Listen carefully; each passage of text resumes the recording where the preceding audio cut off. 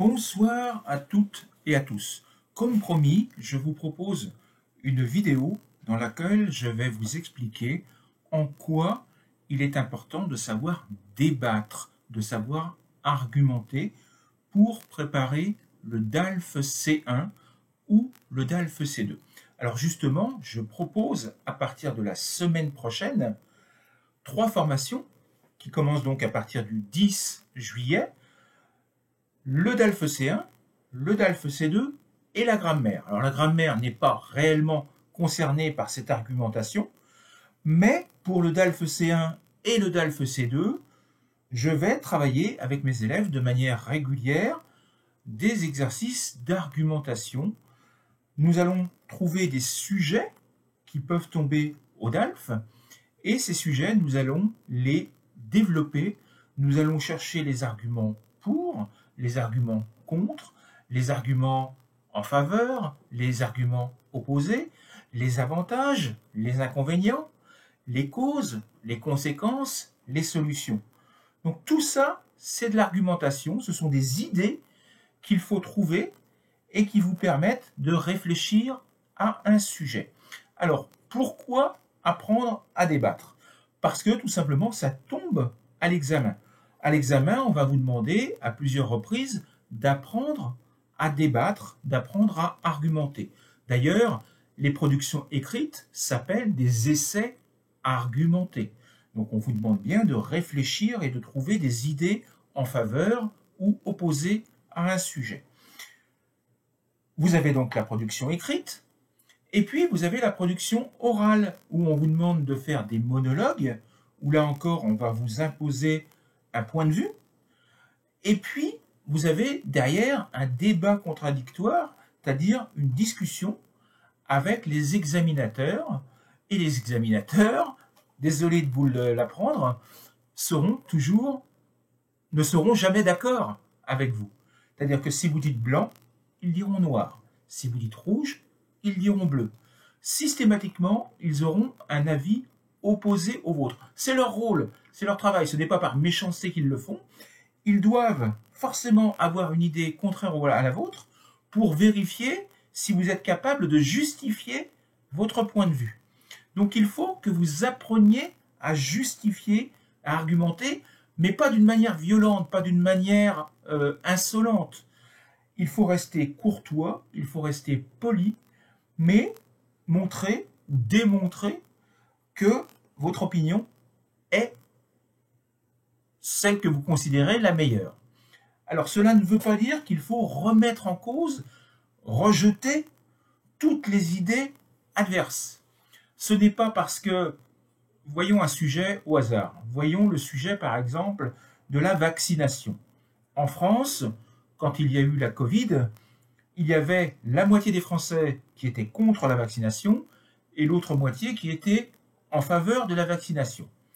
Eh bien, il faut être capable de discuter, de comprendre les arguments de l'autre, de comprendre pourquoi l'autre veut ou ne veut pas.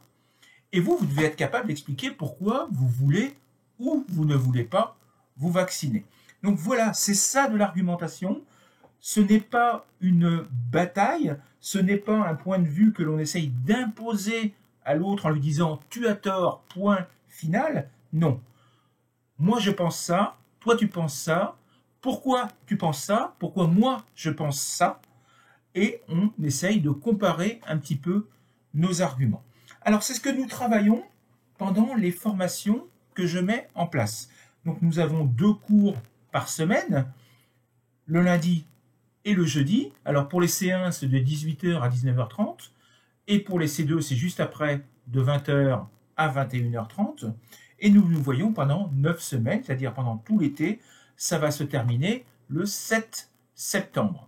Et cela permettra aux personnes qui sont déjà inscrites de se présenter sans aucun problème à partir du mois de septembre, fin septembre ou au mois d'octobre, aux différentes sessions qui ont lieu dans leur pays respectif. J'ai déjà plusieurs personnes inscrites, je crois qu'il ne reste que 3 ou 4 places pour le C1, et pour le C2, il doit rester 4 ou 5 places. Je ne sais plus exactement, mais le nombre de places est déjà bien bloqué. Voilà donc pour les formations. Que vous dire d'autre? Alors, vous donnez un exemple de sujet sur lesquels vous devez être capable d'argumenter. Je vous les ai donnés dans les petites vidéos que j'ai faites pendant que j'étais en vacances en Espagne. Je vous ai donné 2 sujets qui pourraient éventuellement tomber à l'examen. Ce sont des sujets d'actualité, c'est-à-dire des sujets très récents, des décisions qui ont été prises par le gouvernement français au cours des 2 dernières semaines. Et au cours de ces 2 dernières semaines, le gouvernement français a pris 2 décisions. La première, c'est de transformer, de faire évoluer le calendrier scolaire dans les prochaines années. Pourquoi? Tout simplement parce que le gouvernement estime que cette organisation chronologique, cette organisation temporelle du programme scolaire n'est pas adaptée pour les enfants. Ils sont trop fatigués, ils sont épuisés à la fin d'une période, et donc on veut remettre en cause ce programme pour améliorer les conditions de travail, les conditions de vie, tout simplement, des élèves. Et puis, une deuxième décision qui a été prise, là encore en faveur des enfants, selon le gouvernement, évidemment, ils ont décidé d'imposer l'autorisation parentale des parents à tout adolescent, je crois que c'est à partir de 15 ou 16 ans, qui voudrait ouvrir un compte sur Instagram ou sur TikTok, sur les réseaux sociaux. C'est-à-dire qu'un enfant ne pourra plus ouvrir un compte sans l'accord de ses parents. Alors, il reste à savoir comment on va obtenir cet accord. Est-ce qu'il faudra, par exemple, une empreinte de carte bancaire, un passeport des parents, une photo, peu importe, je ne sais pas encore, mais voilà la décision. Pourquoi ce gouvernement prend-il cette décision? Donc là encore, vous voyez, 2 sujets d'actualité qui concernent tous les 2 les enfants ou les adolescents, et des décisions qui sont prises pour, a priori, améliorer les conditions de vie et de travail des élèves. Mais pour chacun de ces sujets, vous devez être capable de réfléchir et de discuter, parce que vous ne serez jamais tous d'accord les uns avec les autres. Le programme scolaire. D'abord, il faut que vous sachiez, il faut que vous connaissiez ce programme scolaire en France. Savez-vous, peut-être que certains d'entre vous n'habitez pas en France, vous vivez peut-être en Afrique, en Asie, sur le continent américain, et vous ne connaissez pas ce système scolaire français. Eh bien, pour le C1 ou le C2, vous devez le connaître. Vous devez connaître la culture française. Vous devez connaître l'organisation scolaire du système français. Alors, je vous l'explique rapidement. En France, on commence généralement début septembre, et puis, toutes les 7 semaines, on a 7 semaines de cours. Et puis, au bout de ces 7 semaines, on a 2 semaines de vacances. Ce qui nous porte jusqu'au 1er novembre. En gros, 1er novembre, les élèves ont 15 jours de vacances. Ils reprennent pour 7 semaines de travail, et ils ont de nouveau 2 semaines de vacances, généralement, donc, pour les fêtes de fin d'année. Ils reprennent cette semaine, et ils ont 2 semaines de vacances, qu'on appelle les vacances d'hiver, qui sont généralement utilisées pour aller faire du ski. Ils ont de nouveau 7 semaines d'école, et hop, 2 semaines de vacances à Pâques. Ce qu'on appelle les vacances de printemps. Et puis, ils reprennent sur 7 semaines de cours jusqu'au mois de juillet, où là, ils sont de nouveau en vacances pendant 2 mois. Donc, ils ont énormément de vacances au cours de l'année scolaire, puisqu'ils ont 2 semaines à la Toussaint, 2 semaines à Noël, 2 semaines en février, 2 semaines à Pâques, ça fait déjà 8 semaines, plus 2 mois l'été. Ce qui fait 8 et 8, 16, 16 semaines de vacances dans l'année. C'est beaucoup plus que dans les autres pays européens. Pourquoi a-t-on fait ça? Vous devez y réfléchir. Je ne vais pas vous donner les réponses. C'est à vous d'aller chercher sur Internet, d'aller vous renseigner pour savoir pourquoi on a mis en place ce système scolaire en France. Et je vais même rajouter quelque chose.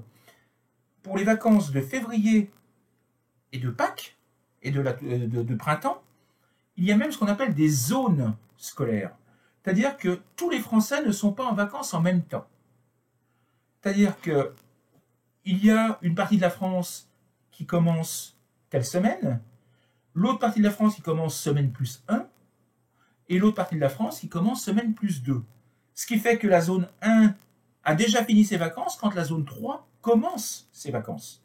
Et donc les vacances de la Toussaint, les vacances de février, pardon, ne sont pas étalées sur 2 semaines, mais sur 4 semaines. Et même chose pour les vacances de Pâques. Donc vous voyez, il y a énormément de vacances au cours de l'année, ce qui fait que il y a toujours des enfants en France qui sont en vacances à un moment donné, pour ainsi dire. C'est-à-dire que la moitié de l'année, il y a des enfants en France qui sont en vacances. Pourquoi avons-nous pris, pourquoi les États, les gouvernements précédents ont-ils pris cette décision de mettre autant de vacances? Sachant que ça a une conséquence très négative, c'est qu'il y a énormément d'heures dans la journée de cours.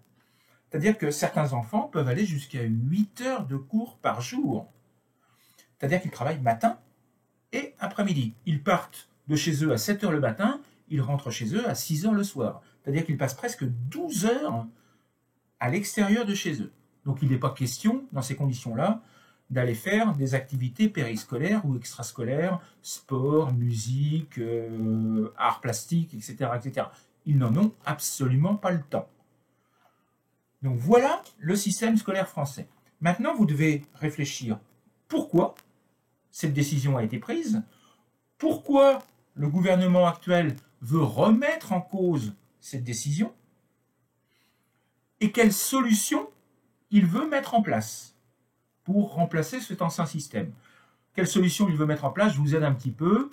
Basez-vous sur les systèmes allemands, anglais, espagnol, et vous verrez que le système est totalement différent puisque la journée scolaire est réservée sur une demi-journée, en gros. C'est-à-dire qu'à 14 heures, ils ont tous fini l'école et ils rentrent chez eux et ils peuvent faire des activités périscolaires ou extrascolaires.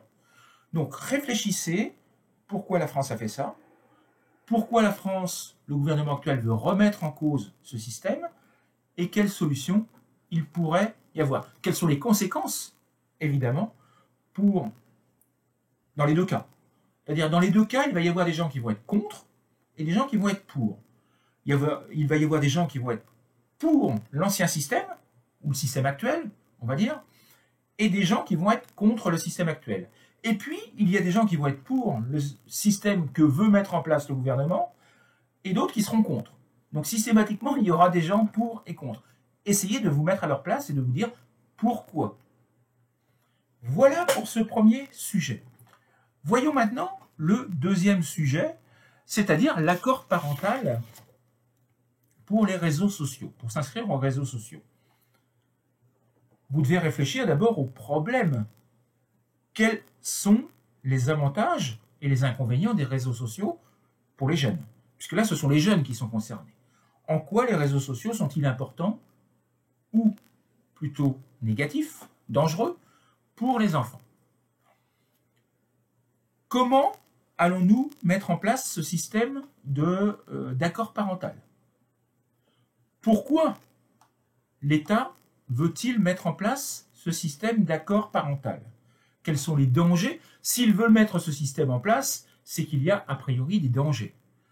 Quels sont ces dangers? Quelles sont les conséquences de ces dangers? Et quelles sont les solutions? Quels sont les avantages? Quelles sont les améliorations qui pourraient être mises en place grâce à ce système? Donc là encore, vous devez réfléchir et vous devez vous poser la question, est-ce que les réseaux sociaux sont plutôt positifs ou est-ce qu'ils sont plutôt négatifs?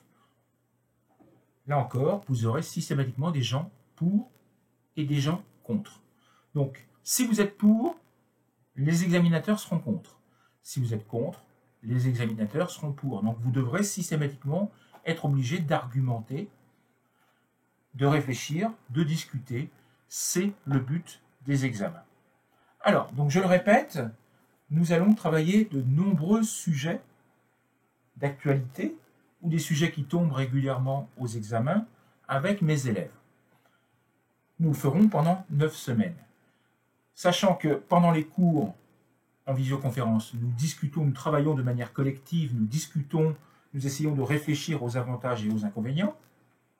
Et une fois que le cours est terminé, je leur donne un sujet à travailler et ils doivent me le renvoyer eux, le faire, le réaliser et me le renvoyer pour correction individuelle.